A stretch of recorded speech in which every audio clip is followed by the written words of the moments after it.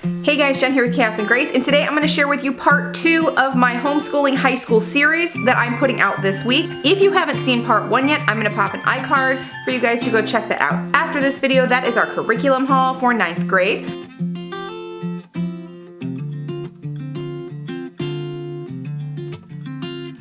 In today's video, I'm going to share with you how I'm getting ready to teach high school. We always knew that we were going to homeschool through high school, but I never really gave a whole lot of thought up until about 7th grade on what it was going to be like to homeschool high school. Now, we haven't yet started, but just the process alone at first was really intimidating to me, really overwhelming. There was a lot of moving parts, a lot of things to go through. Through that whole preparation period, I learned a lot, like a lot more than I was even thinking I was going to learn.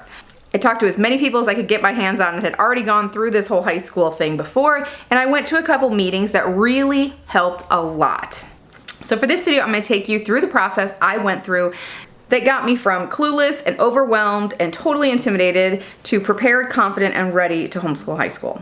So for me, the best place to start this process was considering our end goal. This is actually something that's pretty widely recommended.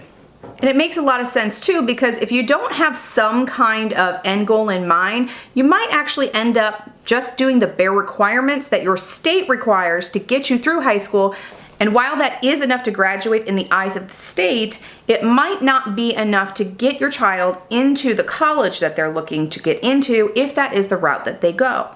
Having some kind of goal in mind really helps you figure out from the beginning what kind of core classes you're going to need to teach, as well as your electives and the timeline that you're going to need to be on in order to accomplish everything to get your child at their end goal. Another thing I highly recommend is being in contact with a four-year university that might be on your radar now, or maybe just a local one in your area, and talk to them about what they look for and if there's anything specific as homeschoolers we need to do for acceptance. The next place I went is to the HSLDA website. High school can have totally different requirements than they did in previous years, depending on the state that you are in. So make sure before you get into any planning, picking curriculum, or any of that, before you commit yourself to anything, make sure you go on that HSLDA website and make sure you have all your legal stuff figured out before you move forward. My next step after all of that was choosing his subjects, what curriculum we were going to use, and planning it all out. So if you watch that first video in this series, you will see all of our curriculum picks that we're going to use for 9th grade. Now in the third video that is going to be coming out on Friday of this week, I'm going to show you my planner and how I'm going to keep track of all of the documents that I'm going to need, like his transcripts and things, how I'm going to put that together. Now one of the books that I used that helped me so much through this entire process was High School at Home. Now I got this off of Amazon. I got it used. It wasn't much at all. This book really helped me figure out how I was going to grade things, how I was going to keep track of them, how to figure out course credits, and what classes I should put in which year.